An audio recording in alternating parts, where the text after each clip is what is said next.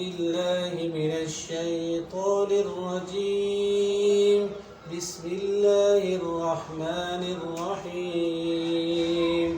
سبح اسم ربك الأعلى الذي خلق فسوى والذي قدر فهدى والذي أخرج المرعى فجعله غثاء أحوى سنقرئك فلا تنسى إلا ما شاء الله إنه يعلم الجهر وما يخفى ونيسرك لليسرى فذكر إن نفعت الذكرى سيذكر من يخشى ويتجنبها الأشقى الذي يصلى النار الكبرى ثم لا يموت فيها ولا يحيا